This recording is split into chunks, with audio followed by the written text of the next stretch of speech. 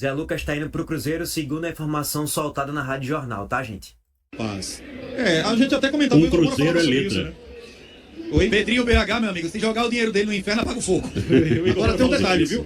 Essa daí foi boa, gostei. A informação que passaram para mim também é que o Zé Lucas estava aguardada a chegada dele desde a última quinta-feira lá em Minas. Ninguém sabe o que aconteceu, mas agora surge que ele amanhã viaja para Belo Horizonte. Olha aí, a gente estava até debatendo essa semana. Tá aí, gente. Zé Lucas, segundo a informação da Rádio Jornal, tá indo pro Cruzeiro. Ele não é um jogador pronto, mas é um jogador com um potencial muito grande ainda, que a gente observa pela capacidade dele no meio-campo de liderança, a capacidade dele no meio-campo com a bola no pé para achar uma inversão de jogo, um passe ali quebrando linhas. E quando eu falo quebrando linhas, não é um passe para deixar alguém na cara do gol a todo momento, não, tá? É um passe para quebrar uma ou duas linhas ali e deixar um companheiro no último terço de campo em boas condições. É um cara que tem uma capacidade de desarme também. Enfim, é um volante interessante. Cara, Zé Lucas pode chegar no Cruzeiro, no Flamengo, em qualquer clube aí do mundo. E ele pode ser trabalhado e lapidado para melhorar finalização e passe. E quando a gente fala em passe, a gente fala no último terço de campo. Ou ali, na zona intermediária ofensiva, vai. Naqueles últimos 30 metros do campo, 25 metros do campo, Zé Lucas precisa ser lapidado. Se ele for lapidado muito bem, e que tem a possibilidade, é um jogador muito novo, 18 anos ainda, complementou 18 anos tem o quê? Um mês. Não é que ele complementou 18 anos tem 11 meses, não. Tem 18 anos apenas. Então, ele no processo de lapidação muito bem feito em algum clube, ele tem um potencial para valer 100 milhões.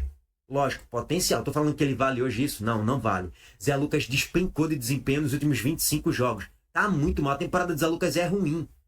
Só que, mais uma vez, é o combo da temporada, jogadores mais limitados ao seu lado, treinadores ruins. É o combo de muita coisa aí, tá, irmão? Mas o próprio Zé Lucas também tem parcela de culpa nessa desvalorização no mercado. Porque ele tá jogando muito mal, tá? Alô, torcida do Cruzeiro, caso ele chegue aí pra vocês, não se iludam que vai chegar o novo Sérgio Busquets, o novo Toni Kroos. Tem nada disso, cara. Não tem nada disso. É apenas um garoto que mostrou um potencial muito grande nos últimos... 400 dias da carreira, quando ele surge mais no profissional, desde o início do ano passado, mas que ainda precisa ser muito mais lapidado no passe, para deixar alguém na cara do gol, ou na finalização também. Que esses dois fundamentos de Zé Lucas são muito fracos. Ele tem que melhorar muito isso aí. Ele não chuta uma bola na barra praticamente, quando chuta é sem força nenhuma, e ele não consegue ter aquele papel do volante moderno de pisar bem ali no último terço de campo para achar um passe quebrando linhas. Então ele precisa melhorar um pouco mais nisso. Ele consegue dar dinâmica um pouco mais na saída de jogo, e até nisso ele estava falhando muito recentemente, mas em tese a gente acredita que com um time mais organizado ele consiga fazer isso com mais qualidade, com mais primor, até porque ele fazia isso muito bem na seleção brasileira. Então tem recurso, cara, técnico, tem recurso de inteligência emocional, é um jogador com muita personalidade, mas que precisa ser muito lapidado ainda. Eu entendo a desvalorização de Zé Lucas, tá? Dos 80 milhões ancorados, ou 90 para quem esperava, ou até mais, despencar para 50, 60, 40, ok. Agora 20 é muito abaixo. É muito abaixo, muito abaixo mesmo, tá?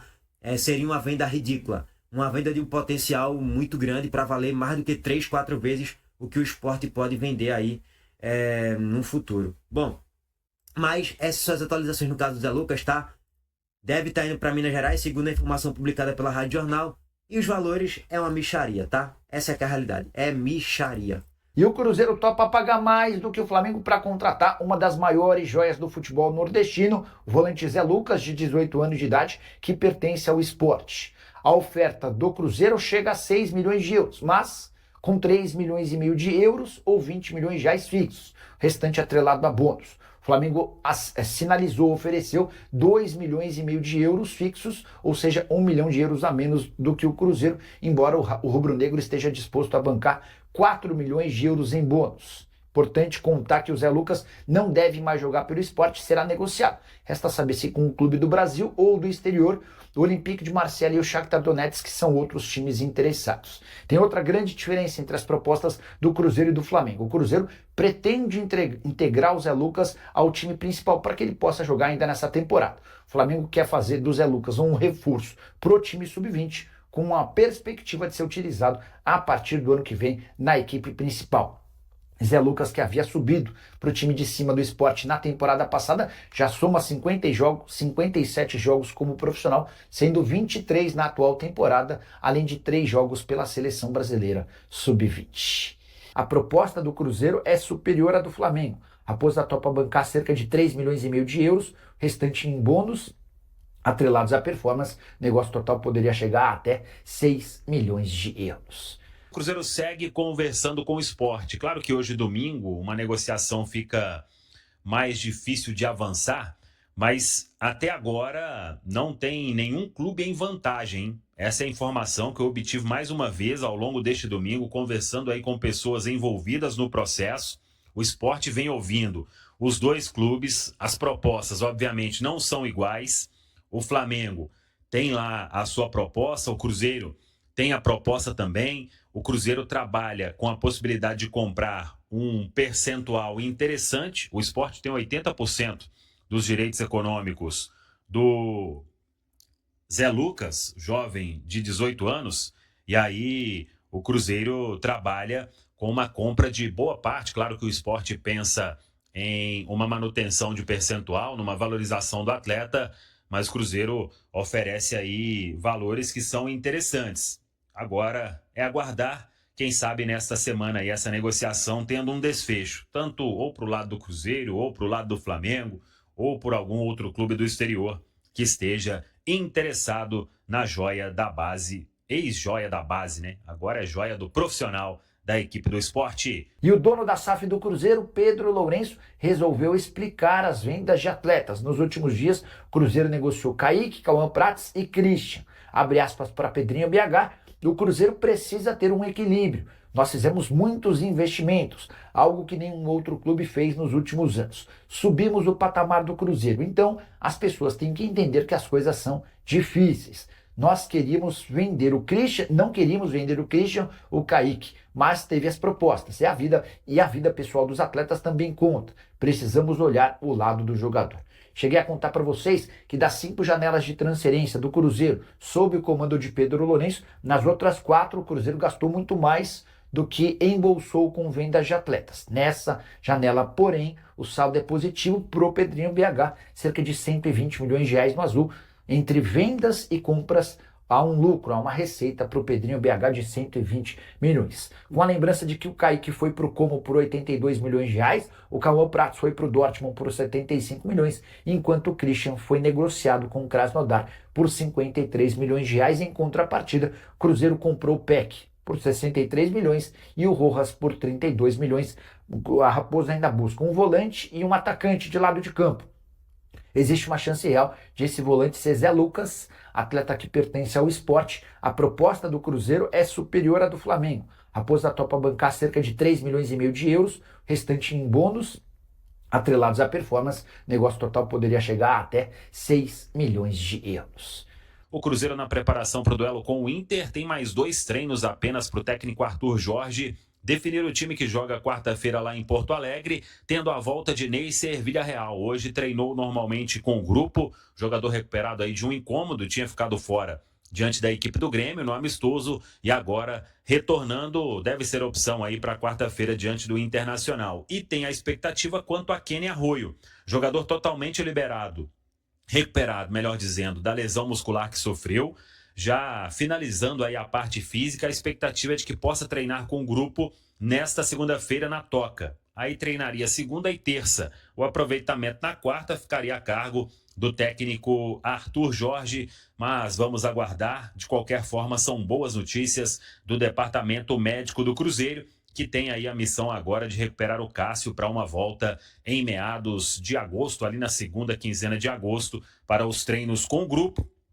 caso ele passe nas últimas etapas da recuperação. É o Cruzeiro aí, então, se preparando para esse jogo com o Internacional. Muita gente me perguntou nos últimos dias, a gente já tinha falado sobre negociações abertas aí para que 3 jovens da base assinem o primeiro contrato profissional, e a informação é que as conversas são muito positivas, são bem avaliadas. Falamos aí com pessoas importantes dos 2 lados das negociações. E aí estou falando do Luan, volante, capitão do Sub-17, o Taylon, centroavante, e o Ronald, camisa 10. A expectativa é de que no futuro próximo as partes possam acertar os últimos detalhes para que o contrato profissional seja assinado. Taylon, centroavante, Luan, volante e também o Ronald, camisa 10. O Taylon é uma prioridade máxima aí do Cruzeiro, tanto que a conversa vem sendo com o departamento de futebol profissional, devido aí ao potencial que o Cruzeiro enxerga no garoto. Então a expectativa é de que os três assinem, repito, num futuro próximo, o primeiro contrato de profissional. Com o retorno das competições após a pausa para a Copa do Mundo, o Cruzeiro se prepara para um segundo semestre decisivo, no qual seguirá disputando 3 torneios. Apesar de estar mais distante da liderança do Campeonato Brasileiro, a equipe continua na briga pelos títulos da Copa do Brasil e da Libertadores. Diante desse cenário, surge a dúvida sobre uma possível prioridade entre as competições. Pedro Lourenço comentou o assunto, enquanto o G analisou o contexto. Em entrevista à TV Cruzeiro, o dono da SAF afirmou que o clube não fará distinção entre os campeonatos e garantiu que não haverá um time considerado titular para uma competição e outro para as demais. Segundo ele, eventuais mudanças na escalação ficarão por conta da comissão técnica, levando em consideração apenas a condição física dos atletas e as necessidades de cada partida. Nossa comissão técnica encara todos os campeonatos da mesma maneira.